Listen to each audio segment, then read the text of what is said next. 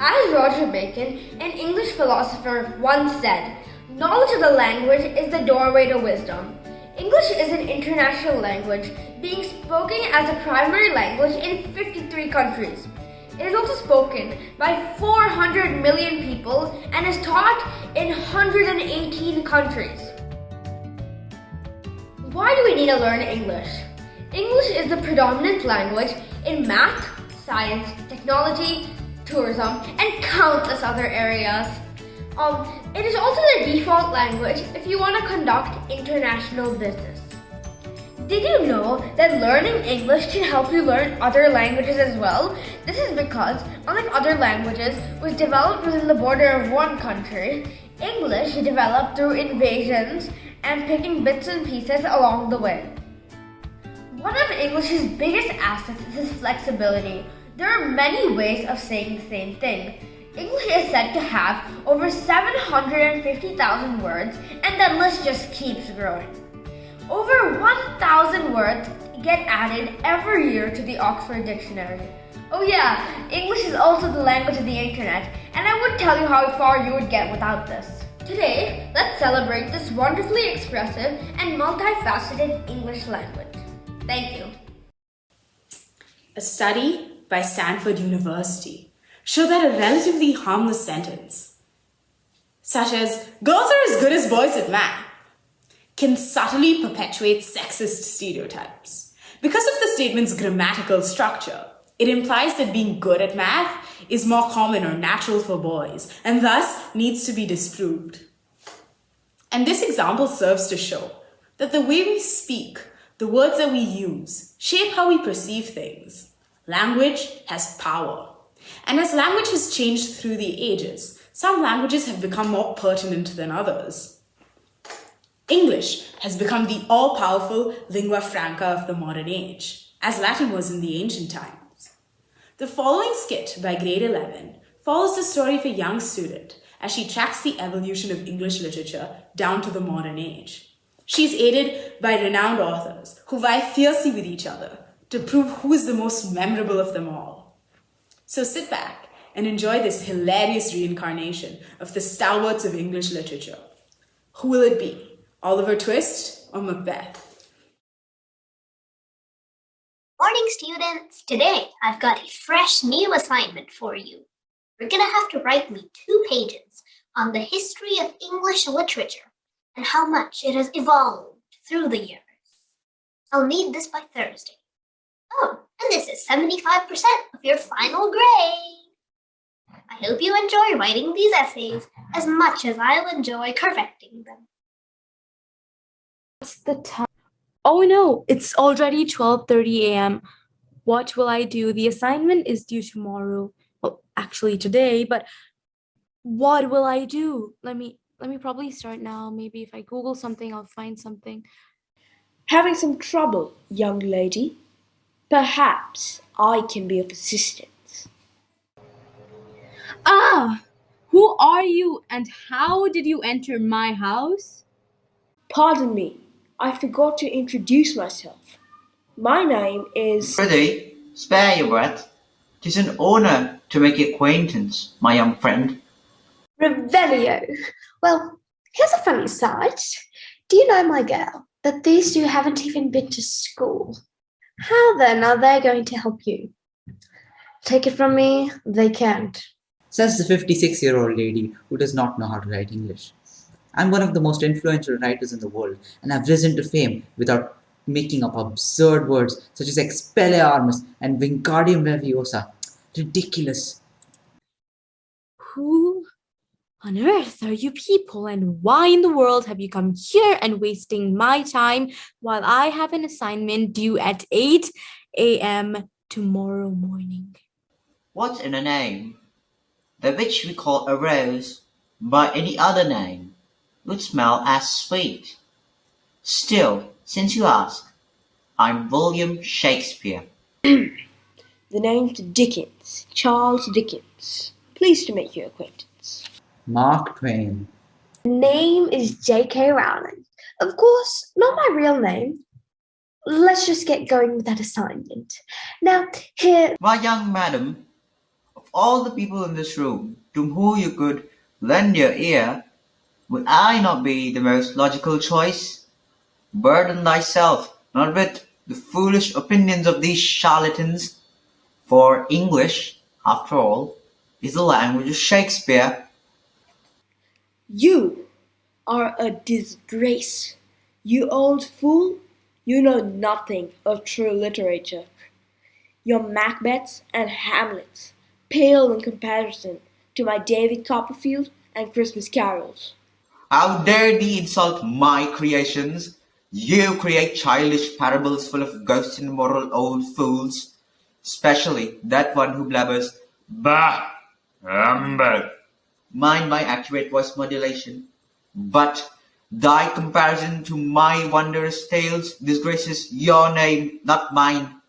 I have made tales of unconditional friendship and love, and thou call it thy half-witted fairy tales better? Manifest nonsense. My stories are studied by the most learned of scholars. My legacy will never be forgotten. Silencio! See what I mean? Ridiculous words that no one ever uses and that don't work in real life. And anyways, who has ever heard of a female writer?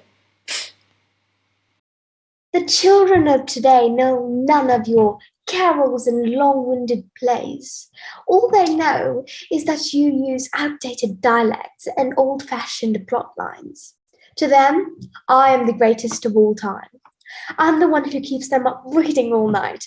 That is all they care about. As the saying goes, the children of today are the adults of tomorrow.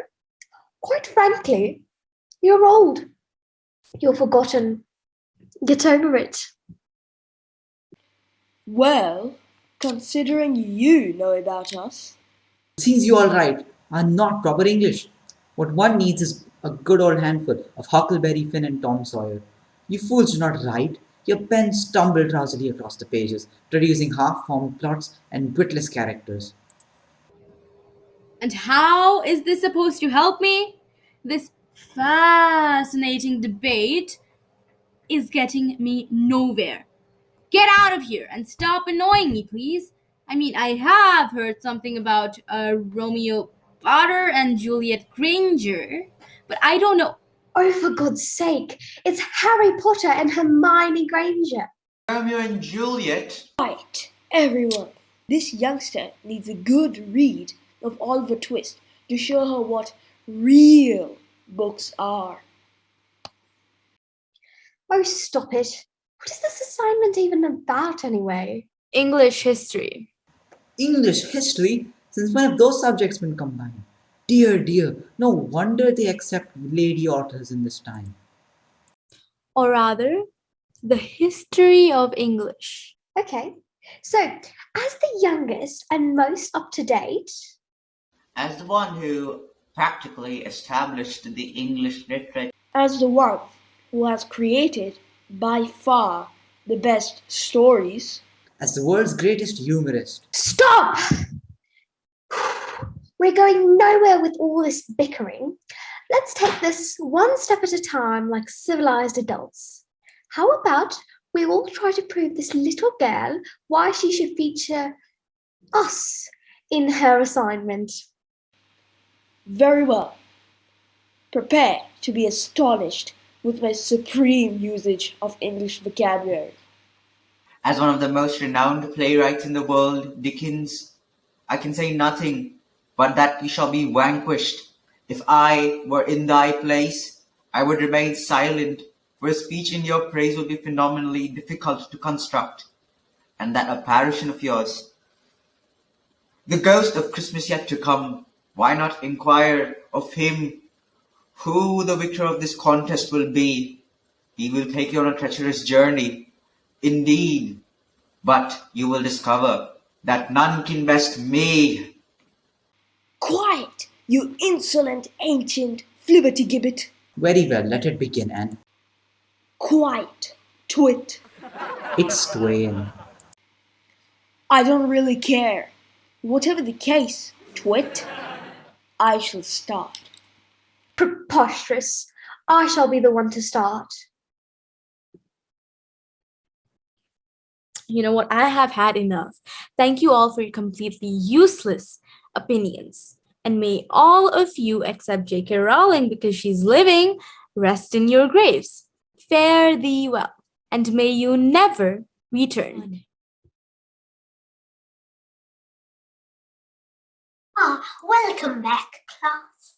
I hope you all are well. Yes, miss, and I have my work ready. Where do we submit it? Already? That was quick. It was due today, was it not? Today is Thursday, right? Not this Thursday, silly. Next Thursday. I'll be happy to mark it early. I'm sure the results will be the same. I will hand it in by next Thursday. Thank you, miss. Have a really nice day ahead.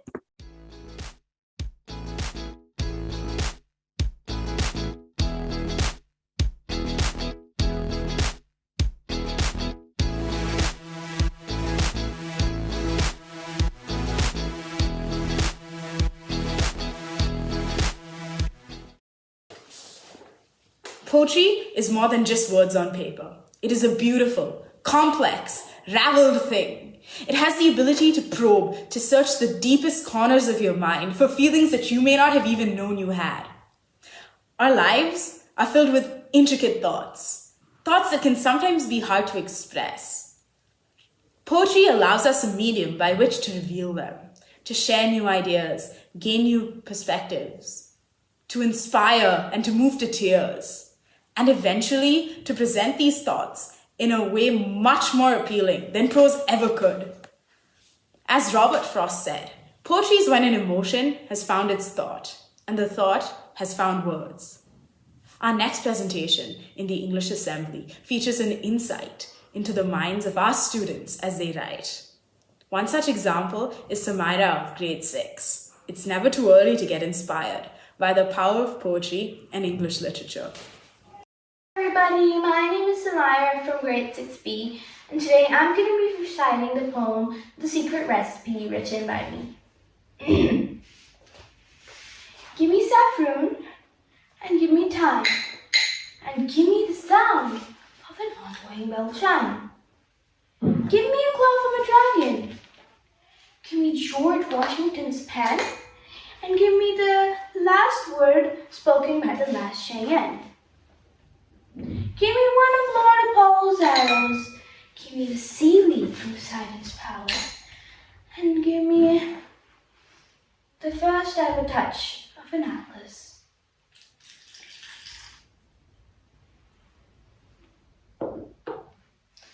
Give me the sound of fluttering wings.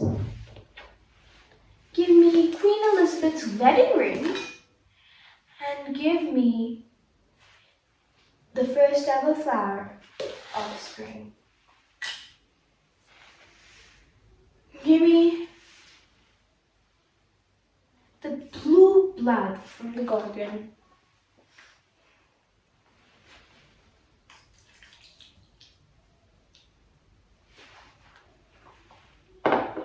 Give me the essence of love, and give me one of Aphrodite's great dove. Give me a piece from Thor's hammer.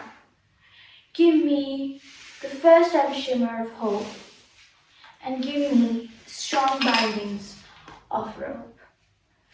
Give me the last ingredient, one difficult to find.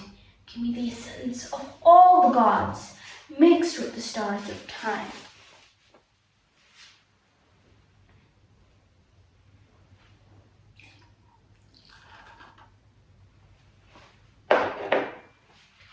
Add them to a bubbly pot and set it under green fire, and make sure it smells like your greatest admirer. At the eve of the blood moon should this potion be mixed, when all hope is lost, or when the earth is covered in thick white frost. Thank you. I hope you enjoyed.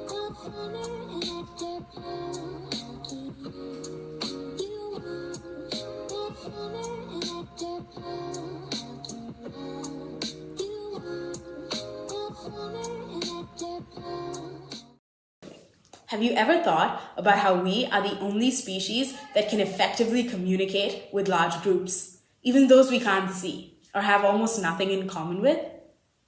Virtually all species use some form of sound to communicate with each other.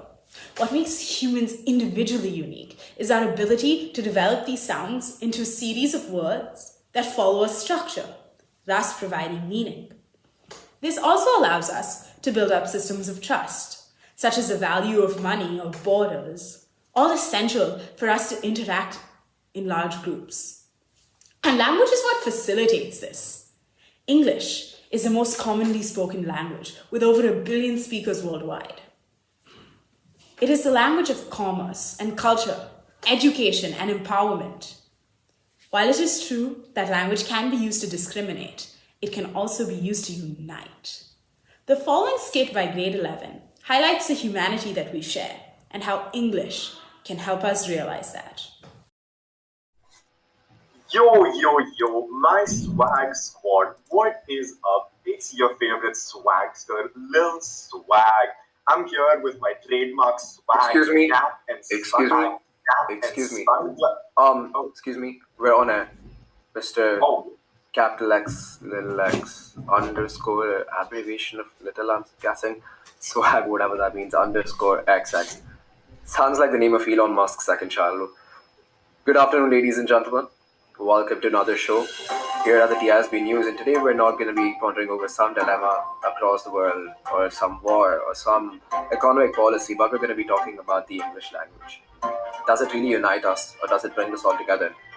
Today, we're going to find an answer to that question, and to start us off, we have Peppy Miller from Germany and Rahul Subramaniam from India. I name are Peppy, coming from German. My good name is Rahul, hometown India. I think correct English will be my name is not Tiny Man. Sorry, I am new to all this English. I speak German in my home, but not many outside Germany understand my talking. I am also new to all this English. Here in India, everyone is speaking here and it's easier to understand if I knowing it also. It is exciting, helping me after I passing out of college soon. I am also exciting. In my company, I am using much English for talking with people in and out of Germany. Look at the two of you using the English language to bond. So tell us, how have the two of you been learning English, and how's the experience been for you so far? I have been reading Tinkle comics, and the Supandi and Shikari Shambhu dialogues help me to learn the language slowly. People have been supporting me and helping me to learn. They are able to understand me even if I'm making small mistakes and if my speaking is a little different. And I think that is the best part of learning the language experience. In Germany, people are supporting. In German, people talk little in English, helping in learning English. Reading books like books written Roald Dahl and Aesop's fables help me tell words and lines. English helped me to talk to people in all the world and be part of large people group. See, isn't that amazing? Now, I can't say after the conversation the two of you had if I entirely remember the language, but I do know that it is wholesome to see the two of you converse. So, isn't it amazing to see how the language is such a resolution? Might I just mention one minuscule detail over here?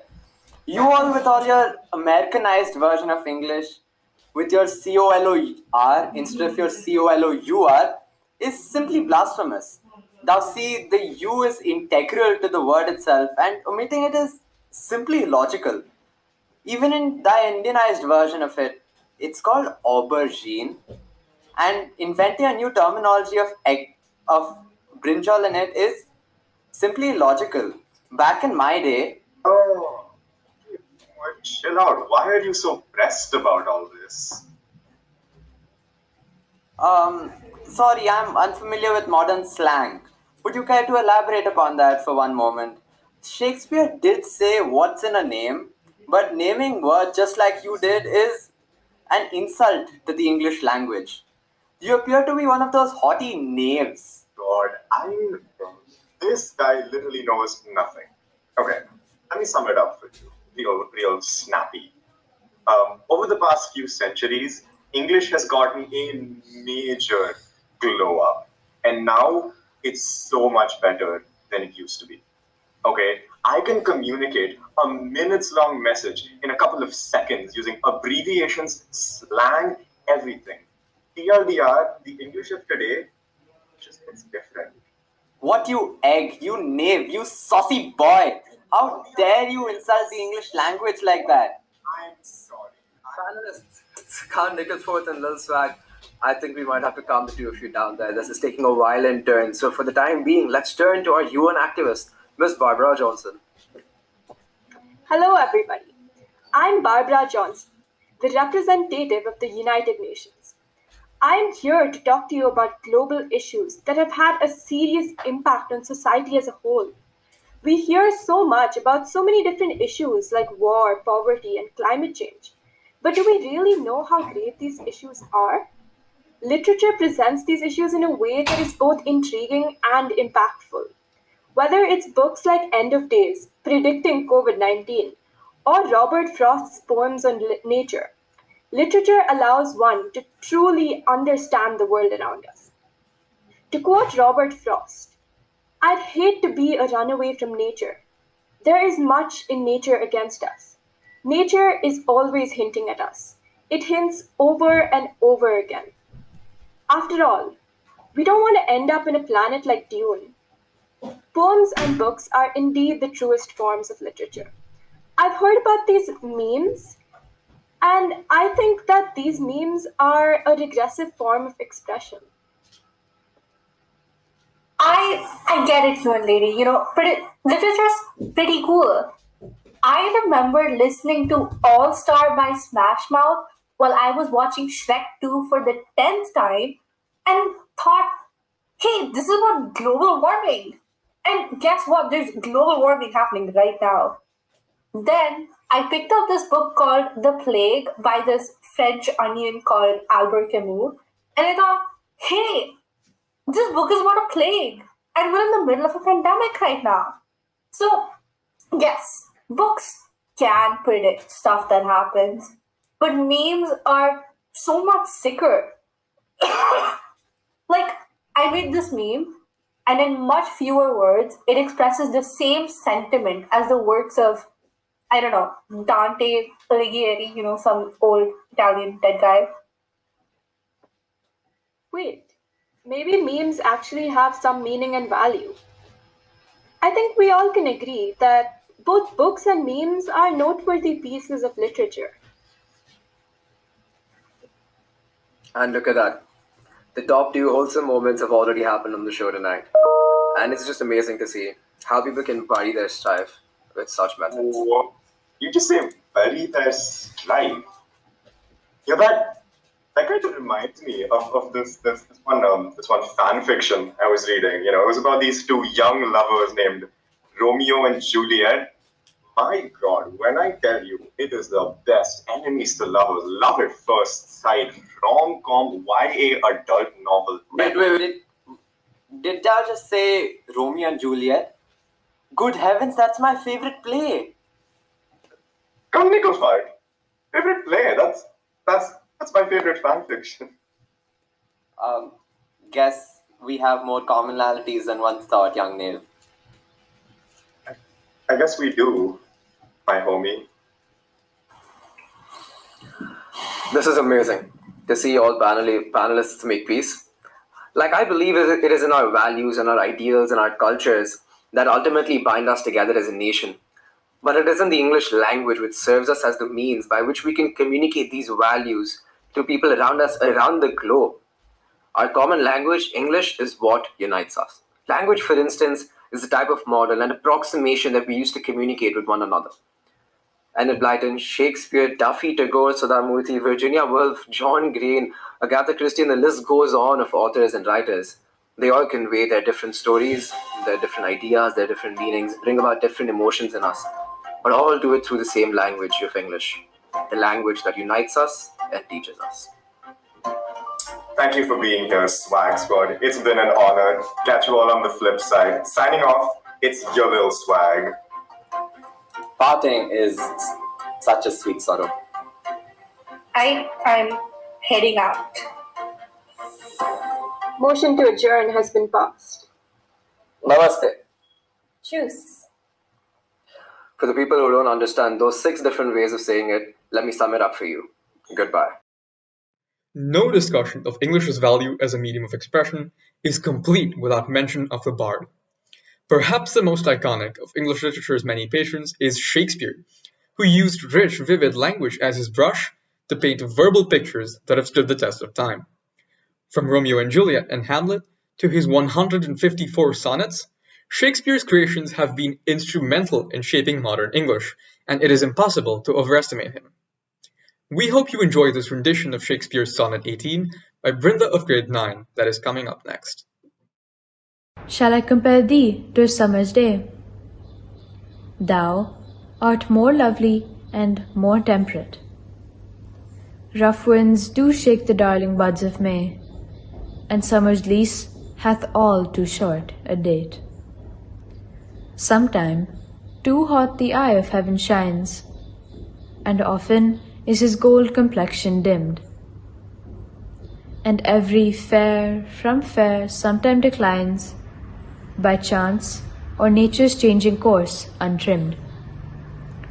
But thy eternal summer shall not fade, nor lose possession of that fair thou owest, nor shall death brag thou wanderest in his shade. When in eternal lines to time thou growest, so long as men can breathe or eyes can see, so long lives this, and this gives life to thee. It's remarkable how English truly has become the world's language. We've gone from not understanding what people from neighboring villages were saying to us a few centuries ago, to today expecting that people from the other side of the world will have a reasonable grasp of English. Now, English's outreach means that works from other languages are constantly being translated into the language in order to reach wider audiences, exposing us to new cultures and experiences through the medium of English. And these experiences need not even be literary, as we shall see through Mia's rendition of Debussy's Clair de Lune. English, as any language, has functions that extend beyond just communicating. It serves as a means to entertain, persuade, and record the wide gamut of what the human experience entails. Many artists have been so inspired by the language that they try and translate what they see on the page into paintings or music. Claude Debussy was one of them. His suite Bergmask, or Clair de Lune, is based on Paul Verlaine's poem of the same name and reflects the poem's fanciful and enigmatic atmosphere. The harmony of words here is translated into a harmony of notes, a process that elevates both the music and the poetry.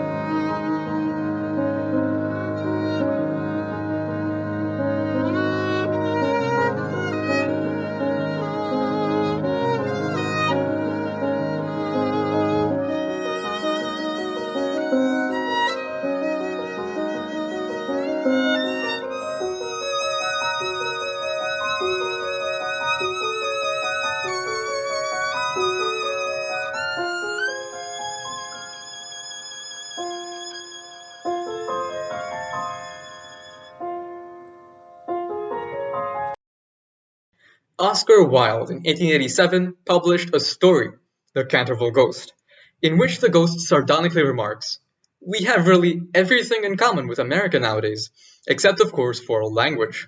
Now English has come a long way since those days, and the language is now acknowledged as a means of communication and understanding for people all around the world, not just Englishmen or Americans. The works of Indian authors like Arundhati Roy and R.K. Narayan are beloved by millions and stand testament to the diversity of the modern English language, with millions of voices from all around the world adding to the medley of our understanding. And in no way is the versatility of this language better exemplified than through this colorful selection of favorite quotes that we've received from the students of grades 6 through 12, as well as the teachers of the English department.